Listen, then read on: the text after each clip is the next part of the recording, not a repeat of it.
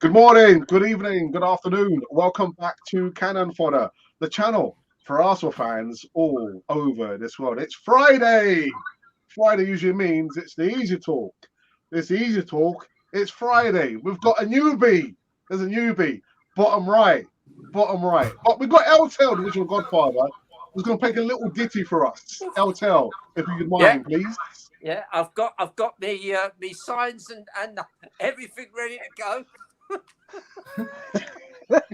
thought that was an advertisement for Facebook. That's actually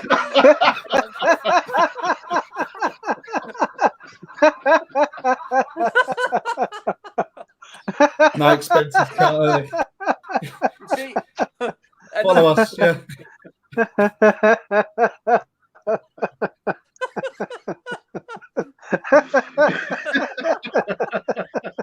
So this is, I like to people to realise this is a very educational channel. This is foreplay, which means loud, and this means go away.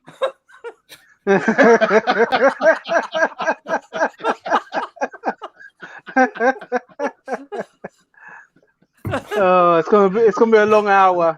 Don't adjust your sets, guys. So, ladies and gentlemen, boys and girls, this is a song. We do take requests, and my uncle Stan Kroenke wrote in, and he said he'll give us a little backhander cash only if we sing the song from the American Songbook, the Great American. Sorry, you must use the word great. The Great American Songbook. This is by George and Ira Gershwin. And whenever we wear our hats, this is the song we think about. The way you wear your hat, the way you sip your tea,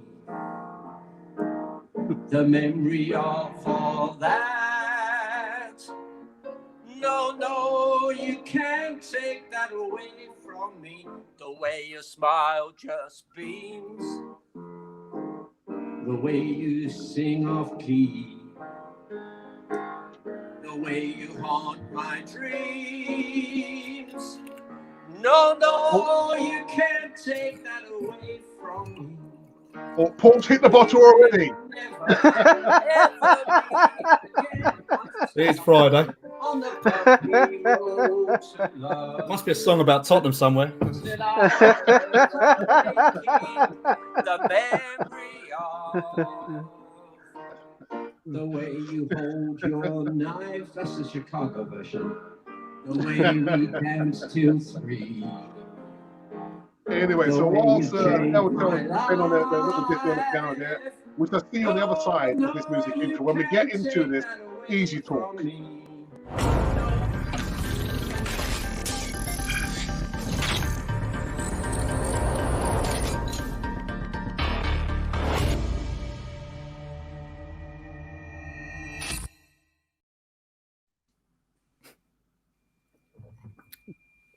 Oh, you finished. So there we go. It. I'm going home now. That's it. I'm done. I scored a hat trick.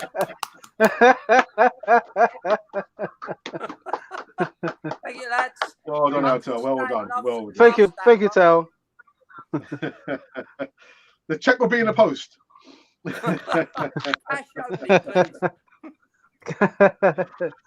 Anyway. So yes, it's the easy talk. It's the easy talk, and why does time fly?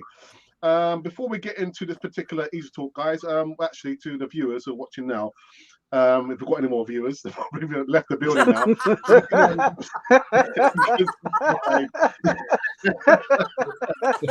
Wrong channel, sorry. We are going to talk about Arsenal. Come back.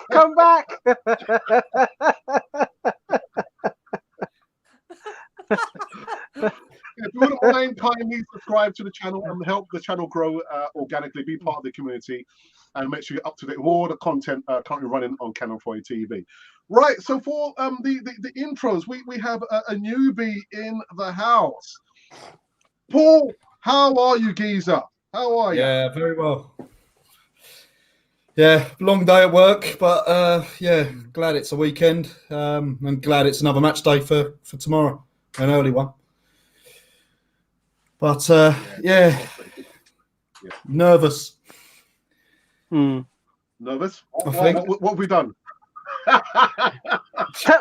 Someone's I don't know, taking out tells down. me. Oh, He's now a magician. It's a magician. Ralph, how are you, man? How are you doing?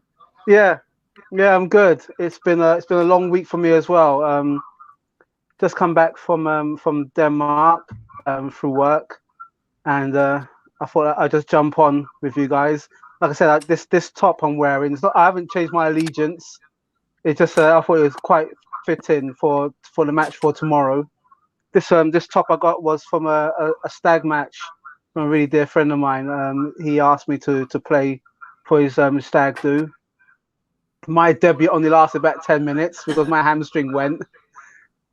But it was a good shift by the team, and it was a good laugh. But other than that, it's just fond memories of the team I used to play for. So it was a good little reminder. Nice one. Tell, original Godfather. No, I'm not Tell. That's my brother. That's the brother. Thomas Partey and his brother. It's not Tell and the brother. I'm his brother. Don't bother giving him cash. He squanders it.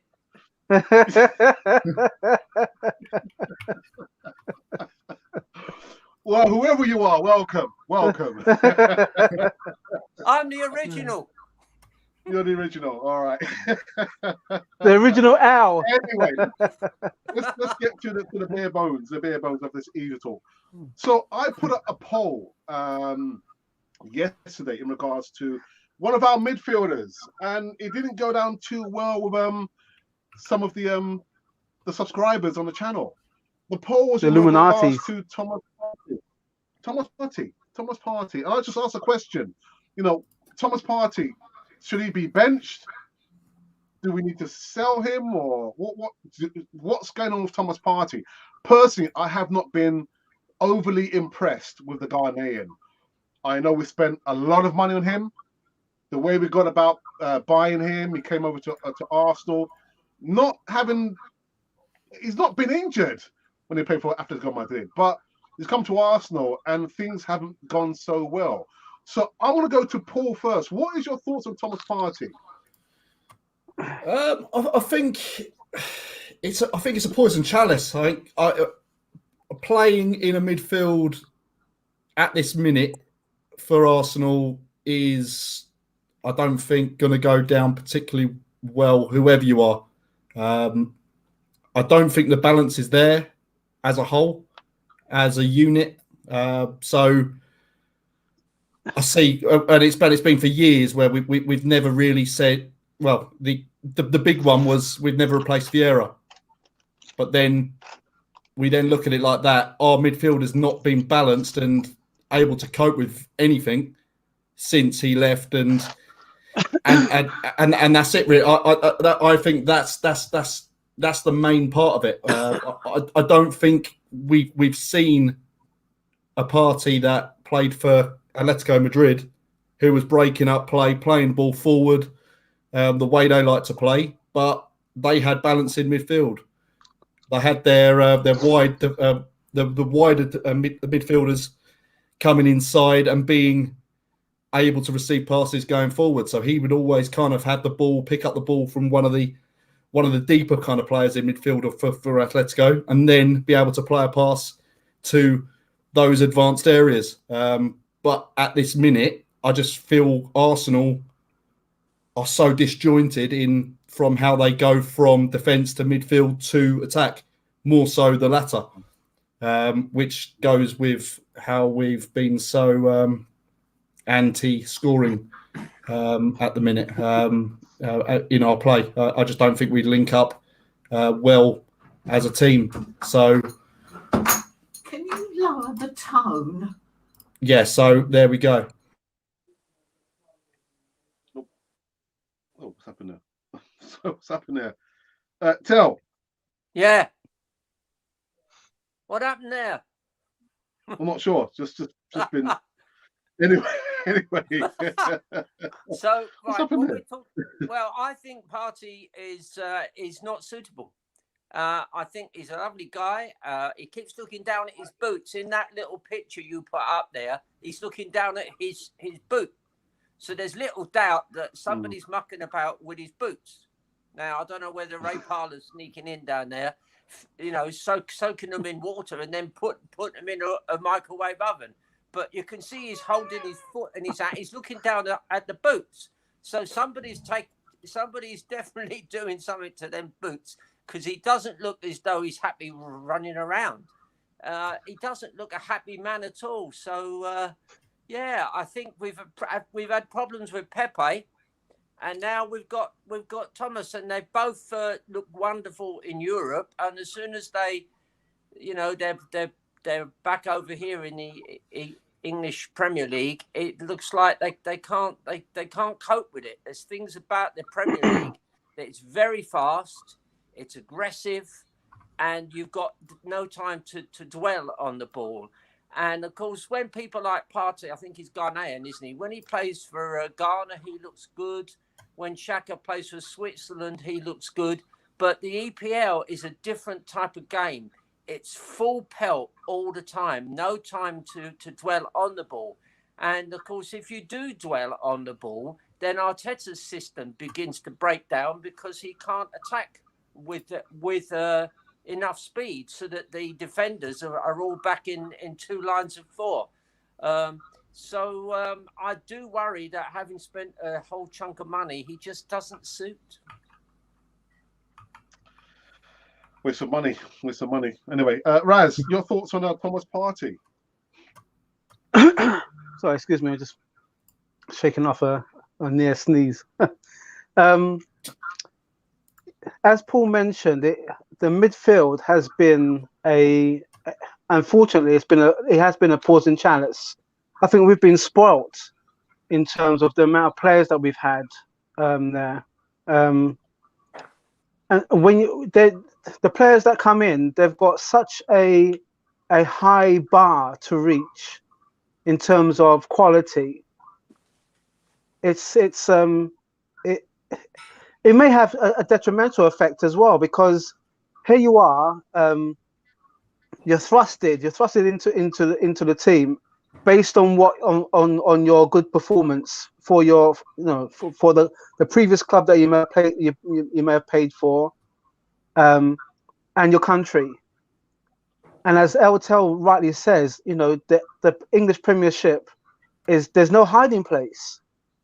There's no hiding place. If you dwell on the ball too long, it's gone. If you're indecisive, you may be benched. If you do the wrong pass, you're castigated. You've got to literally hit the ground running. And for Arsenal midfielders, it hasn't been the case. We've had you put it up the last time we spoke, Alex, Santi Cazorla. To me, he was like the last kind of like midfielder that had time on the ball, and he was about maybe three or four passes ahead, because he knew what he was going to do when he had the ball. We've had no one, and this may sound really shocking to say that, but we really have had no one of his caliber. We've had Ozil. I'm sorry if I had to put him up in this, but he comes under the tag of expensive. But what has he done? How many expensive players have this club purchased, and they haven't won us anything other than, like I said before, an FA Cup. An FA Cup tends to be pretty much like our bystandard. So if anything else fails, then at least we have a good cup run. But for a club of this size, this magnitude that we keep saying we're a big club, you've got to have big ambitions. And if it means having to find another starlet like Emma Smith Rowe and Saka to fill the midfield, then we're going to have to be just that bit more patient, because unfortunately, Partey's not cutting it. Pepe's not cutting it. Odegaard is taking a while, but he's young. He's got he's got youth on his side. There's nobody else, and we're going against the Chelseas, the Man Cities, and a resurgence of Man United, Liverpool. Look at Liverpool, last week. And when you look at Arsenal, you're looking at who is it that when they take the field can say, right, this is where the buck stops here. I can't see anyone. I can see Eltel because he's changed his face. That's not Eltel. It's not Eltel. It's one of his many aliases. Is that a Dugarry from the old French international?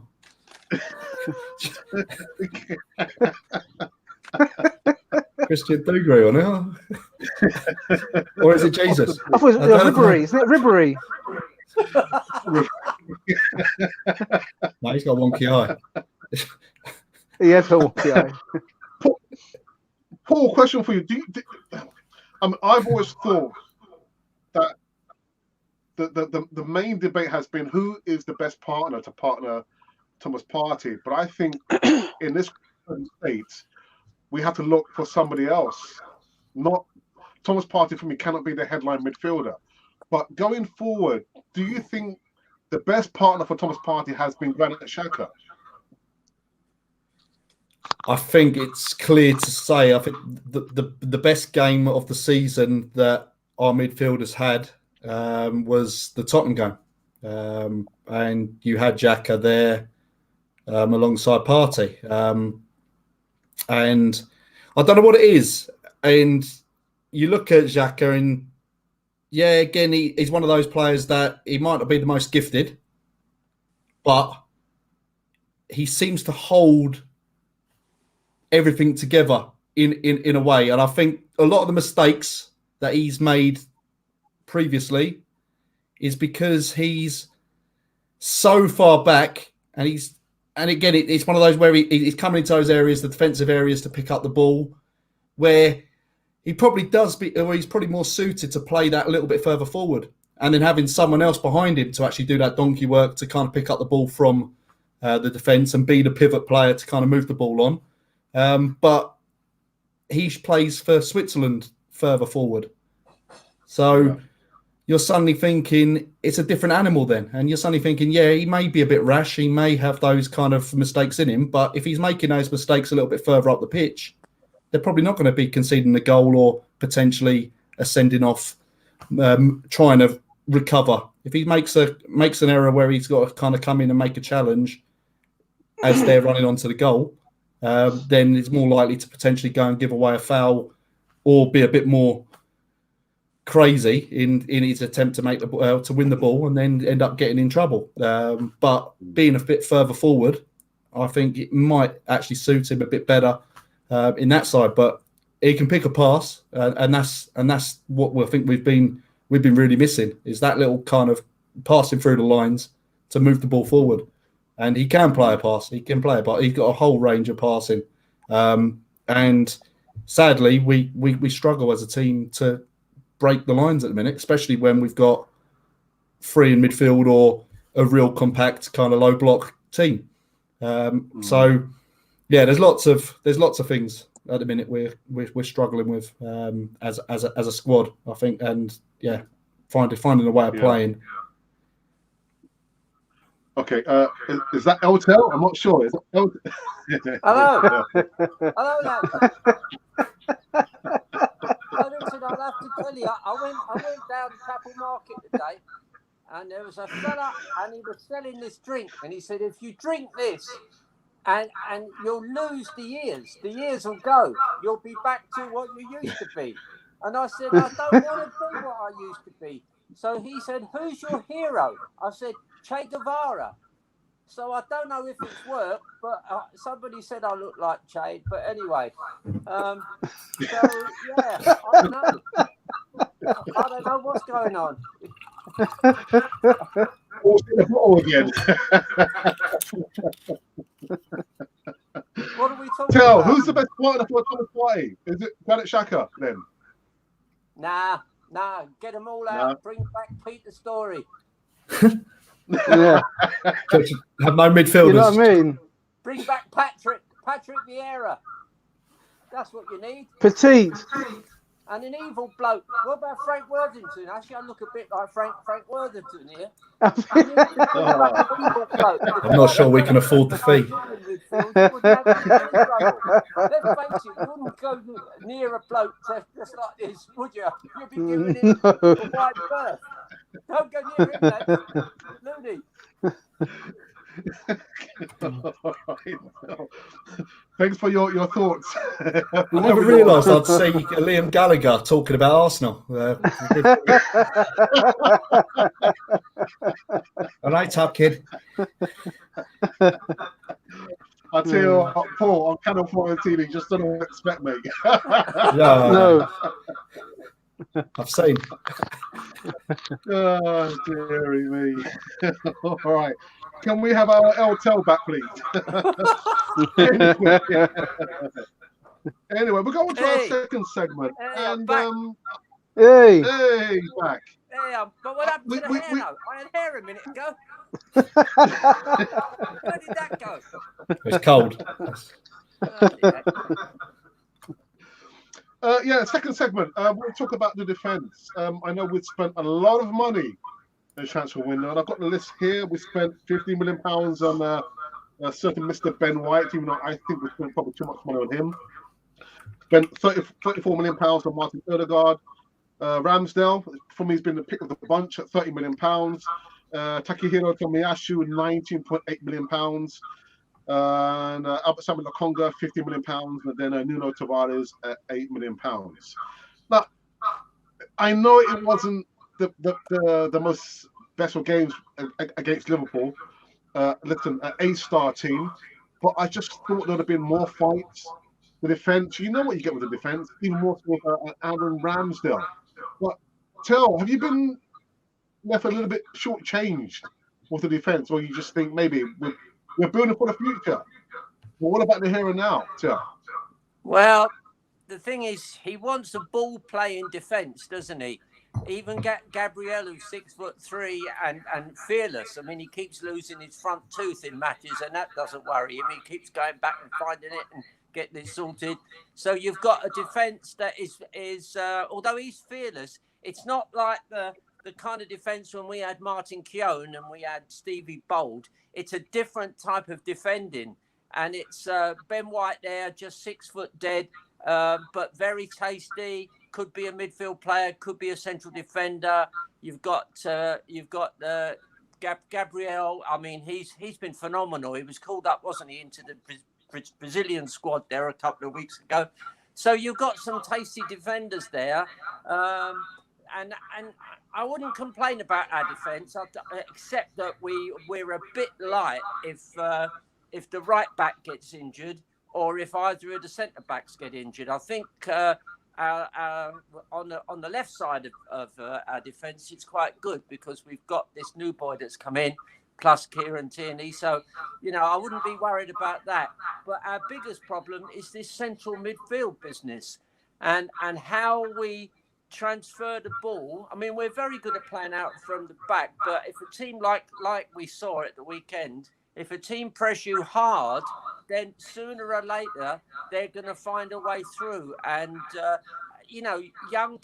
listen, the famous thing about defenders is they mature in their late 20s, 26, 27, 28, 29.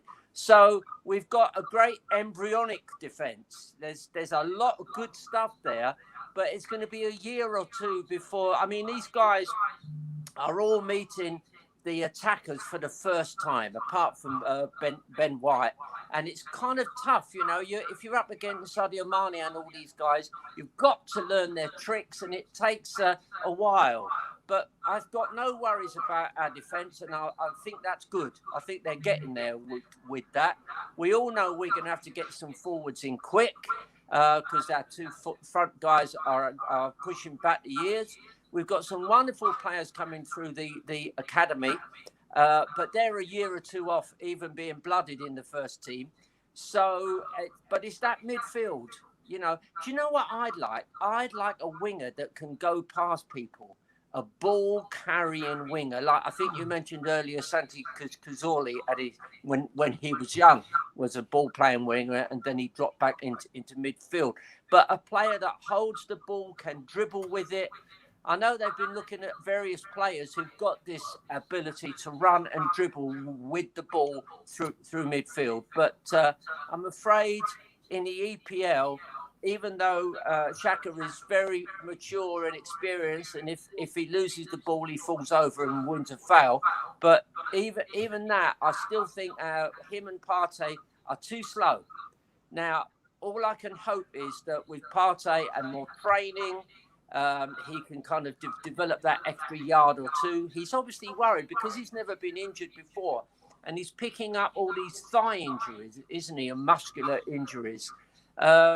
So they aren't like joints and things that are causing him trouble. Well, not that kind of joint anyway. I don't know about the other. But he's that might be hard to trouble. He's a bit chilled. but at least he's not getting hard surface. He's not getting cartilage trouble. He's not getting ankle trouble. But he's getting soft tissue, which is muscles, isn't it? It's muscles. And it just feels like he's not quite fit, as you were saying earlier. Now, we've had him for a long time, and for some reason we aren't getting him fit enough to cope with the things that the EPL is asking of him. And I'm sure he's frustrated. What is he, 28? So he's been around the game, and he will have the sort of knowledge. When you talk to professionals who've been in the game a while, they know where they're going wrong. He will know that he's not up to speed yet, and he must be very frustrated because at Atleti he looked a wonderful player. He's still got that lovely shimmy that he sort of does. He gets the ball and he feints one way and goes the other. He's got that, and but it's this business of the first 5 or 10 yards he seems slow. He doesn't seem to be moving off from a standing start fast enough. So they're going to have to figure out a way of getting that little explosion of sprinting off him. Ralph, your thoughts about the defence? Do you think we're probably being a little bit too hard on the defence, or we deserve a lot more from the defence? It's just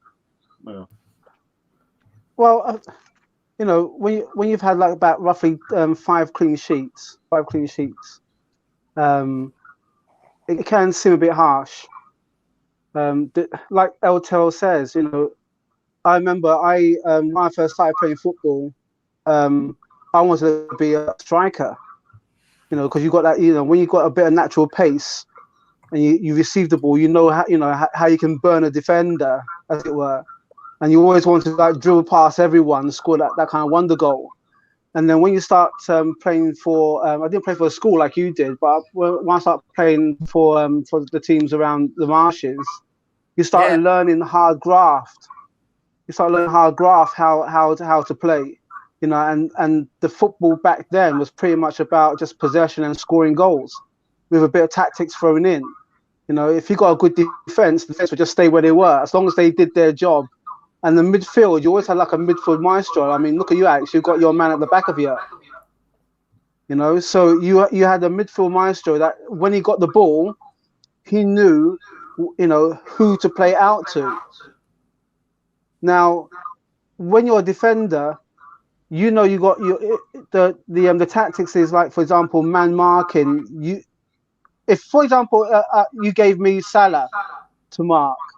I'm not saying about now because it'd be no chance. But I reckon back in my time, because I know that when he receives the ball, he likes the ball in front of him. So me, I want to be in front of him. I want to face him up. I want to be on the wrong side of him. I'll get in front of him. I elbow him a little bit. I'll nudge him. I'll give him something to niggle about because you want to put him off his game. There's nothing worse than a striker having an edge on you as a defender, and you're trying to figure out, how am I going to beat this guy? And I think the defenders are still working in tandem about how to defend. It's going to take a while. It's in a sense, it is like a young defense. We had this conversation many times before, Alex. When Arsene came in, the back four was already set. He didn't have to figure out about the back four. He had Petit defending the back four, and he had Vieira, a natural foil for the midfield and full attack. That's half your work done. You know? So for Arsenal, they're still learning, which it seems a bit hypocritical in a sense, because when you go in, you're meant to know what you're doing. Arteta is still, I see him now and again, you know, telling the players what to do. And I feel exhausted looking at him. I'm thinking like he's trying to drill them. But how can you drill them during the week? Come the weekend, you should be easing off and hoping that your tactics play off. So the defenders have a relationship. They've got to understand who's going to go forward, who's going to mark who. When it comes to set pieces, all right, there's one attacker going on the goalkeeper. You have to push him off him. You have to have a battle plan for your defense. And then when all of you are in sync, then you know who's gonna go off for offside. I think Tomiyasu, I think it was him who gave the error that gave their first goal, because he thought he was playing them off, but he played them on. So it's understanding, it's communication. All those things happen when you play alongside each other, week in, week out. Now, look at Saliba. Saliba's having the time of his life out there. He could slot right in, and I reckon if he slotted right in, that defense would be even more assured.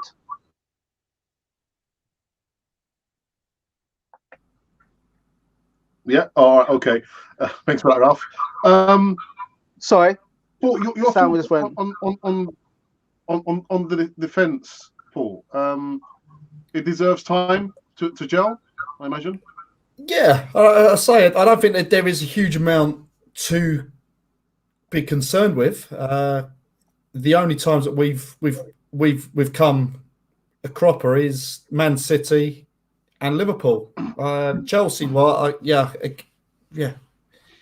that was a tough game. But I think the two times where we've been opened up is those two games. When you look at the game, certainly the City game comes to mind. When we started off that game, we started off just like we did against Liverpool. We had a game plan. We had a way of getting about them. Ederson was having errors. He was playing the ball out. I think he misplaced passes about 2 or 3 times in the first 8 minutes. So the way he set up as a team at the start, really good. But again, it's that keeping it going, and when they lose a goal, heads kind of drop. But the defence side of things is they've got to know how to carry on and stay balanced. You look at Tierney was the big one, wasn't it? All the time, Tierney would be bombing forward. He'll be whipping in crosses. He'll be what was it? Well, the first game, wasn't it, against Brentford? It hit about 13, 14 crosses. No one, none of them had gone to any player apart from the last one, which we nearly scored from.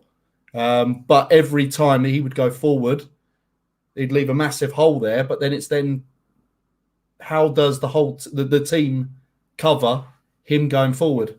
So that's the big thing. I think really it's just understanding the balance of everything and being able to deal with it. But I've got no concern with the prices. The Ben White fee, he's a ball-playing player, and they are like gold dust.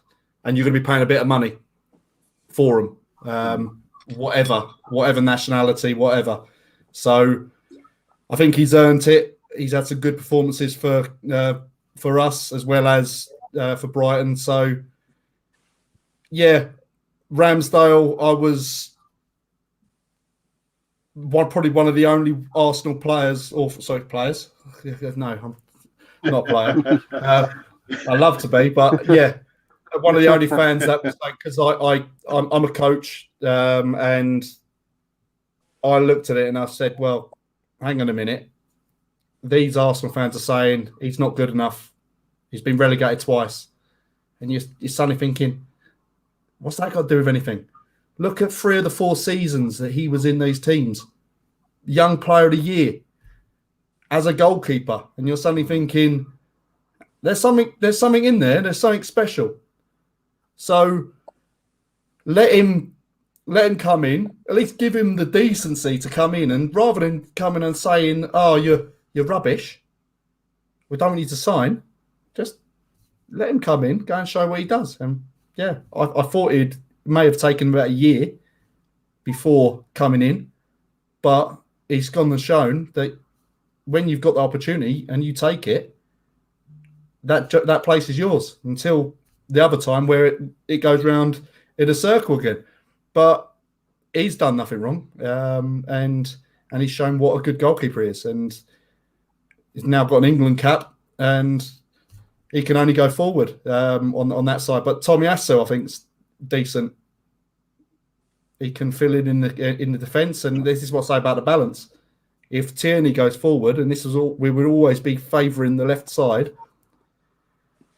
If he goes forward, then Tommy Asso can kind of come in and just become that third defender and that third central defender, because he's got the aerial ability as well. And I think that only helps the balance of the defence. But again, you can only defend as well as what's in front of you as well, because you still need that protection coming forward. There's no point attacking and then suddenly realising that you've then got the other team running on your defence, because we're so disjointed in midfield.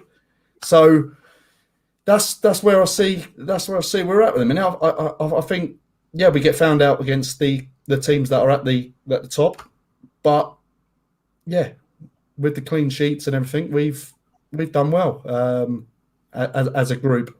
It's just those kind of little details that we need to knit in for the way we play. So that is the link up between defence and midfield, and what happens in the transition when we lose the ball. How do we make ourselves really hard? And I think that's something we've really improved on. Wenger, the big issue with Wenger was he would never work on when we didn't have the football. It would always be about us with the ball and how we play. If they get the ball, don't worry about it. But we'll focus on what we do. And again, we talk about the continuity of Wenger, 21 years coaching at Arsenal.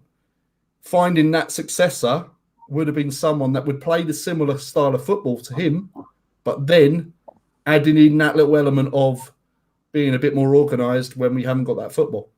So the Emery appointment was very weird. At that point, it was, what's the point of giving him 21 years or 22 years at a club? You may as well just got rid of him and just said, well, what's the point of bringing a philosophy for all your age groups, the youngsters, all the way through the academy into your first team? What is the point of it? And you look at it that way, and you think, why have we made a change with Dan Emery at that point?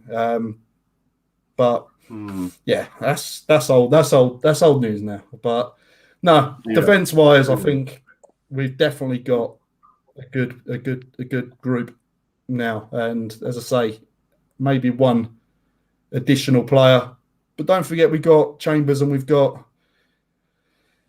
Holding.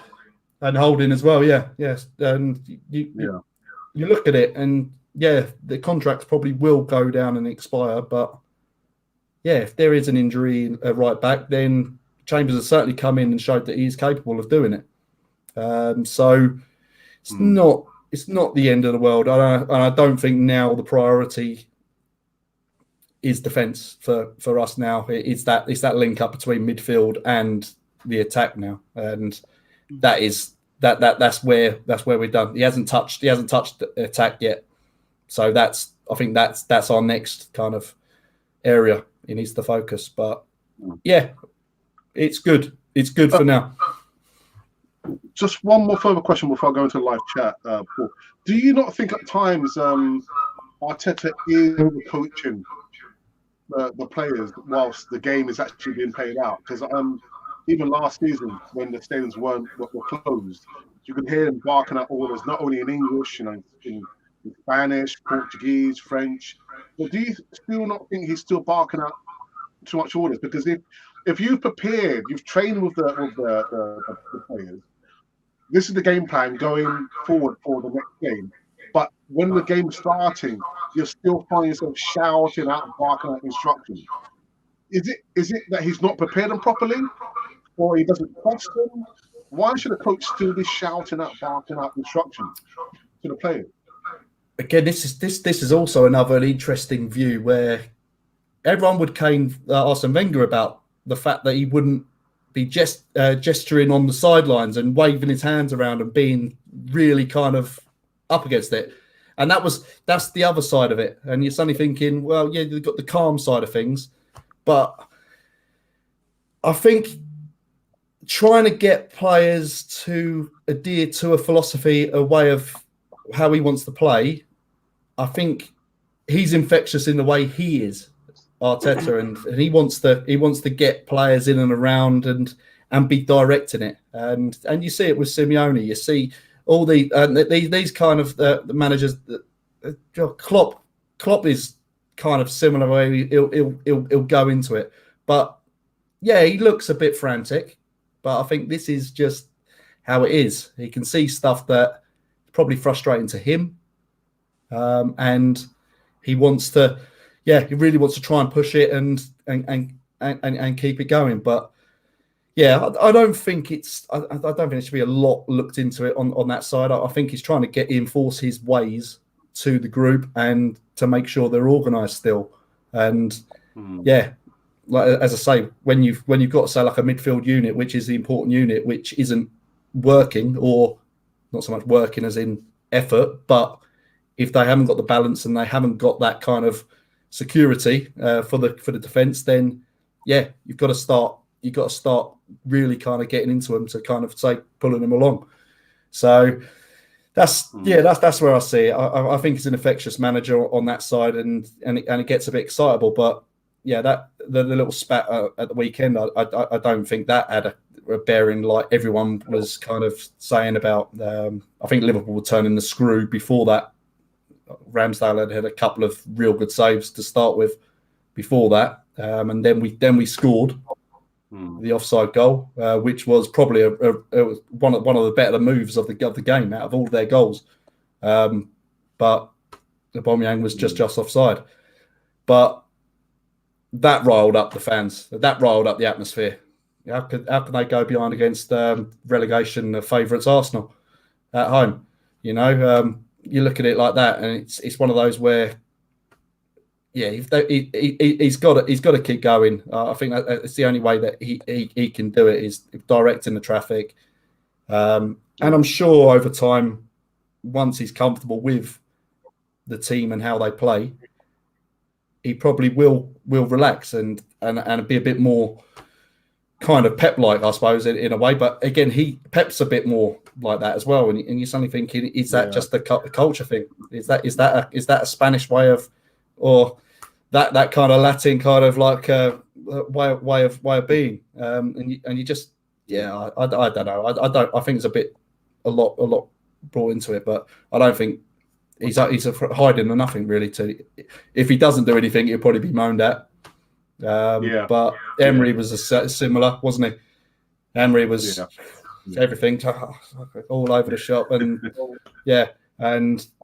I say you're damned if you do, damned if you don't. Where's your passion? And then suddenly, when you're really kind of getting into it, why is he doing all that for? You can't win, I don't think, as a coach on that side. But I think the main thing is that I don't think he sees enough from his group at the minute for what he wants them to be showing. So, but okay. It's the balance. Tel, do you want to chip in before I go into the live chat? Yeah, the interesting thing about what Paul said, since we've been in the Emirates, I've sat in different places, and sometimes I used to like watching from an angle where I could see what our manager was doing. As like a sideshow, I could watch the players and keep one eye on the manager.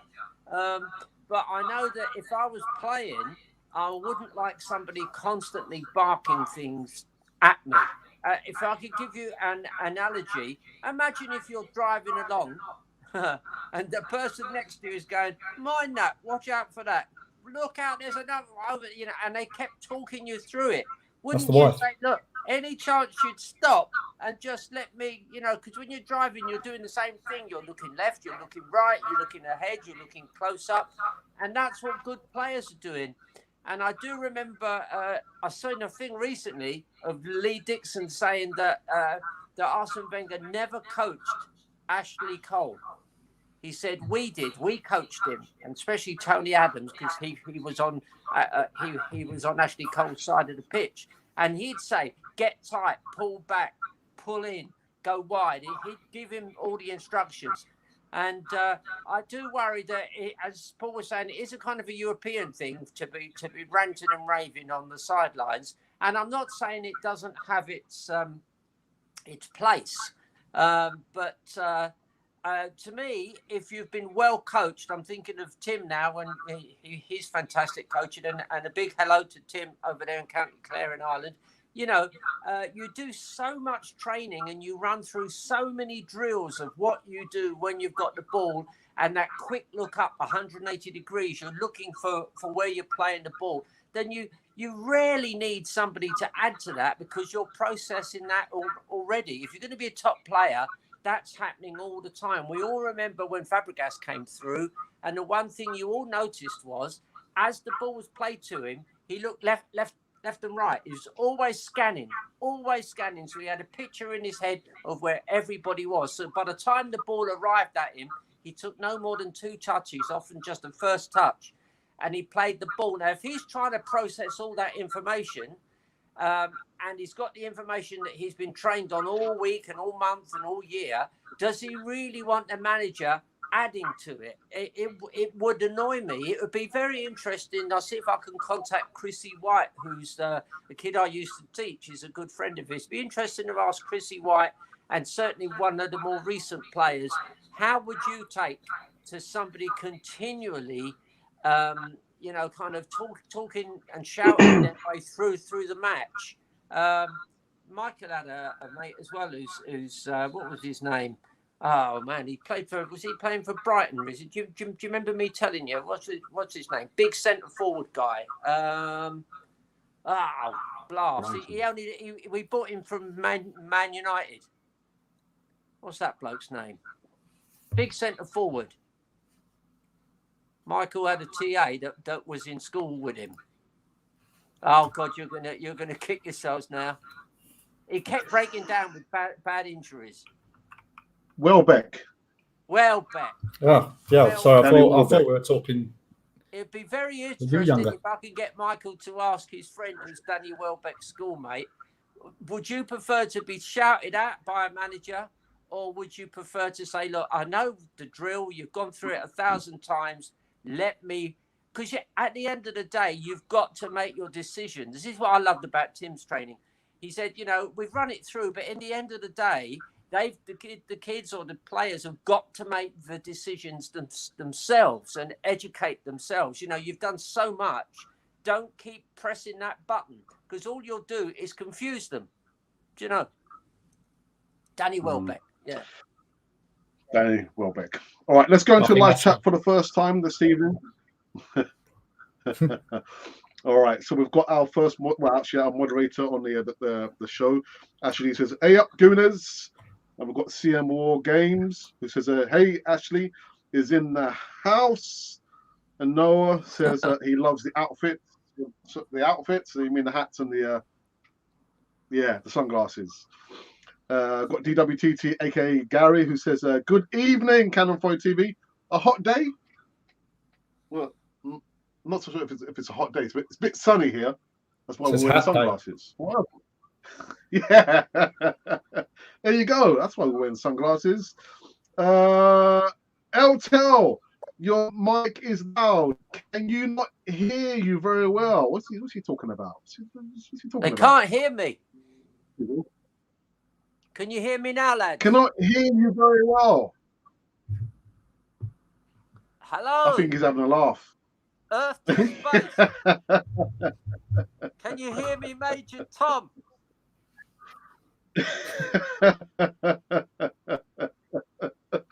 And actually, he says, "Blimey, Paul's getting plastered already." Yeah, what's Paul on? What's that red wine? The old Merlot's out there, is it? Yeah, it's the healthy stuff.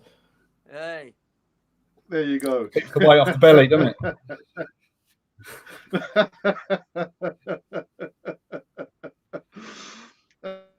Goonalicious says, "Well done, Eltel. See ya, Eltel. They're stationed near you soon." God dare you. Listen, They're not any serious questions in the live chat. What's going on? If you've got to turn a dollar, you've got to turn a dollar, lads. Side hustle. Let's see if we've got. Let's see what else have we got here. Let's have a look. What else? Ah, here we go. So TWTT says Partey plays when he's healthy. He hasn't been healthy since he put on the red shirt. Paul or Ralph or somebody. Are you Tottenham in disguise? Yeah, I don't think.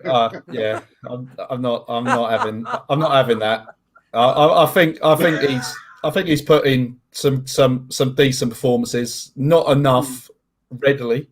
As I say, you look at that game where he played against Tottenham, where he broke down and then they scored when he was off the pitch, and then Arteta was pushing him back on, and it was like, yeah, you look at it. There's a couple of times like that when you're suddenly thinking, is it potentially the other way around? Is he not being honest? Because you look at Tierney at the weekend not playing, just coming back from injury. He's played 2 games in a few days for Scotland. Probably didn't want to risk him playing a third one, and that's probably looking after the player. He's had two games, nearly full games for those. So that's his build up to get back into action. But to then say Partey wasn't fit, and you're suddenly thinking, well, why would he rest Tierney if that was the case? So is Partey not being honest? Is he saying to the boss, like, yeah, no, I can do it.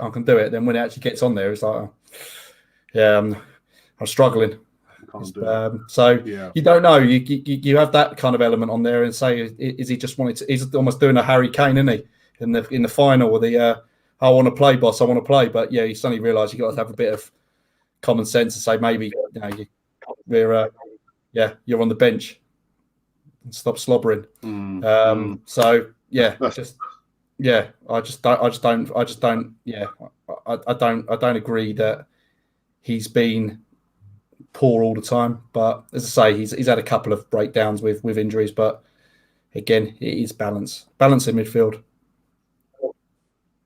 Okay. Goonalicious says Alex and Eltel look like the Blues Brothers. Got in the yeah, as I said, right in corner. Then we have Ralph Diamond, Juventus. Ralph, can you tell what position did you used to play in, Ralph, when we played football together? Left back, on the bench. Ooh. Started nice one. Started up front, scoring my debut. Then was put central midfield, right midfield. Then left the club, came back, captain, central defender, and became player of the year defending for that 2 years in. So, but I know what it's like to play up front. I know what it's like to play as a defender. And there's this guy called Jim Donnelly. I don't know where he is now. God rest him wherever he is. But he used to say, Ralph, you sweep. Anything I miss, you sweep. And I felt that I was quick enough to get hold of any of the strikers as well. And that's the kind of partnership that we had. And the back four that we had a really good back four. We all knew, who to go up, who to mark. There's a couple of matches. There's I want to pull out this. It's not a claim of fame. There's this Irish team called and they were a really tough team to beat. They played us at home at the Marshes, and we drew with them, and then we end up playing them the following week in a cup match. And it's typical, like our team was had about maybe 3 cars to go up to their match, and 2 of the cars got lost. So you had to start with 7 players. When you 7 players on the pitch, you can start with 7 players. So they started playing. Not long. My team came. Well, I came in the second car, and their captain and myself, we both went up for a ball, and I headed it back, and I broke his nose by accident. He was off, and then I scored like the equalising goal. And he went to penalties. I scored my own penalty as well. So to me, that's to me, when you're a leader, that's what you do. You take one for the team, but you also put your head in when you have to. And that's what I like about my team. I love Arsenal, but it's not the tough Arsenal of back then. You remember that fight? There was like a 21-man fight against Man United. Oh yeah, the forgotten year. The forgotten year where we lost the one game. Yeah, that's what I like. Yeah. That's the team I love, because we all fought for each other. You know what I mean? We took no quarter was arse, man. That was the team. Yeah, those were the days. Goonalicious says, what's he saying? He says that let the players play their game. Arteta needs to stop being a control freak. He may as well sit there with a PlayStation 5 to control the men. Let them flourish, playing their own game, Eltel. Yeah, I'm surprised one of them doesn't turn around and say to him, "Any chance you'd shut up over there? I'm trying to play a game of football here." Yeah, it's interesting because the 3 of us, me and the two bros there, we all went to the same school, didn't we, boys? We did. Which is, I think, must be the nearest secondary school to Highbury, which is Highbury Grove. I played right wing for the school team, and it's the only time I've ever been right wing in my whole life. I've always normally been a left winger, if you see, in terms of politics. But Hackney Marshes used to be very cold and wet and horrible to play in. But now they're all playing in carpet slippers and on plush greens. It's a whole different ball game now. But yeah, I mean, I would let the players play a little bit more and get.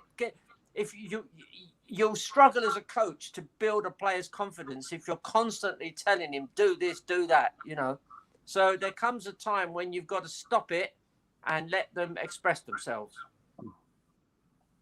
Yeah. Well said. Arteta doesn't trust his players, else he would allow them to play. Probably thinks they may lose their way. He won't be able to bring them back. Paul, quick question. So Tavares made that mistake which led to a goal. Would you drop him for the Newcastle game, or would you let him play? I think there's 2 ways you can look at it.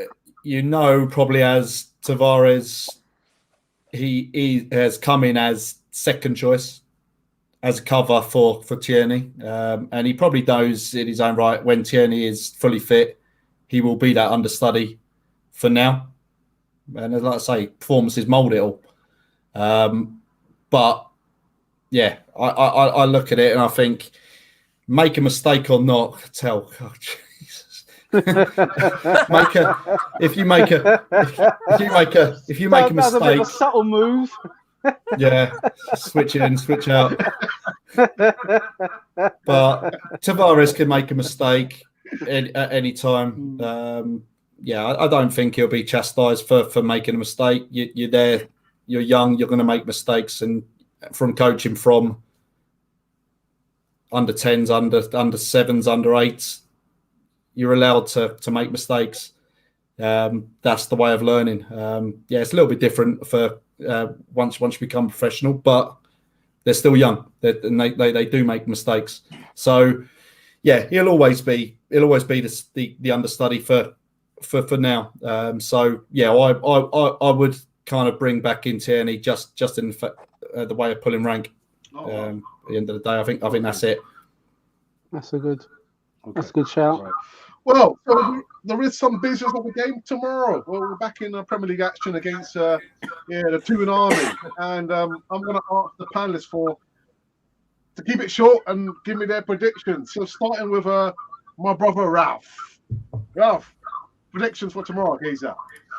Okay, potential banana skin, but you know, the Liverpool match was a gimme. So let's just say 3-1 Arsenal. 3-1 Arsenal. Ooh. El Tel, the Spaniard or the Mexican. 3-0. 3-0. Hey. To Arsenal, by the way. All right, okay. We just had to make sure, tell. Paul, yourself, prediction. Well, I'd like to be different and say probably 5-1. But yeah, I don't think it's going to be. I don't think it's going to be that. Well, it may be. I was thinking 3-1 before the first one come in. But I'll go 2-0. 2-0 Arsenal. 2-0. Well, I've gone for 4-1. 4-1 Arsenal. 2-0 or 5-1. 4-1, Alex. I'll go 4-1. Yeah, I trust this process, whatever the process is. Alex, can I ask you, are they still selling these on your website there? These hats? They are indeed. They are. Right, now listen, boys. Buy now want for Christmas. Don't be disappointed. My son got me one of these, and you can get them all in different colours. And they're very handy. If it rains, you're fine. If it's too sunny, this thing keeps the sun off you. And it's perfect. There you go. Cannon fodder. It's like a shopping channel. Tell the check will be in the post. The check's in the post. Tell looks like he's going to go duck hunting.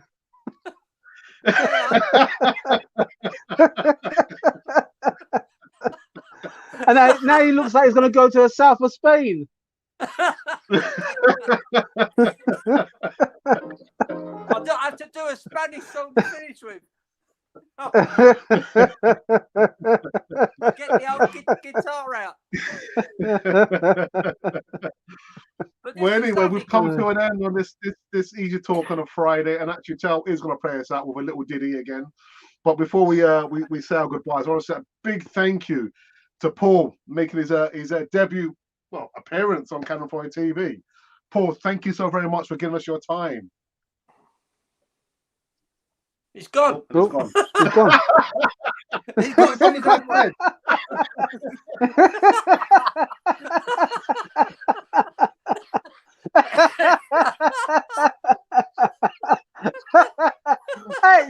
Alex, what are you doing, Alex?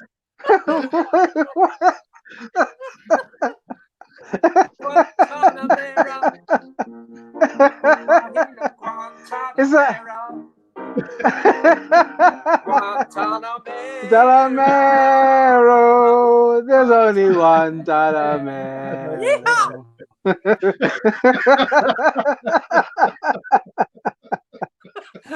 Oh. What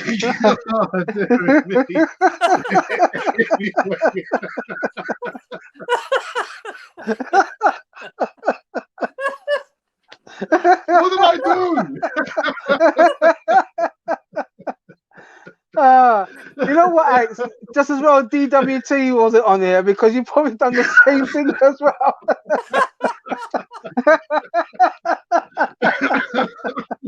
Don't waste the homework. Back. Hey, he's coming back. Oh, what happened? Hey. His girlfriend walked in. Are you right there, mate?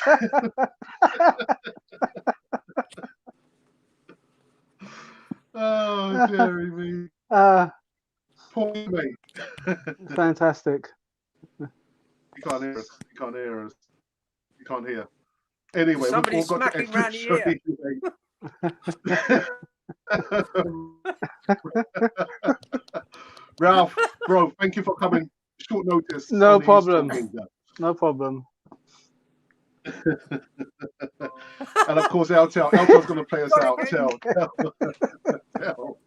Let's cut. Let's cut before. Let's cut. Yeah. All right. So I will be back tomorrow morning. Give you some more live news before. Yeah, it's going to be like a short preview in regards to Arsenal versus Newcastle.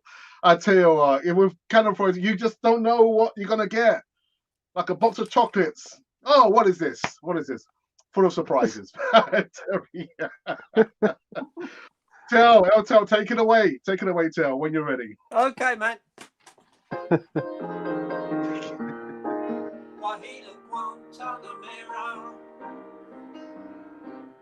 One Taramero, there's only one Taramero. Oh, it's like being Cuba again.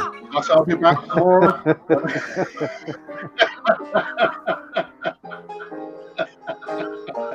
7 a.m. tomorrow, guys. Just make. I hope you didn't show a little bit, but this is what we love about this wonderful channel of ours.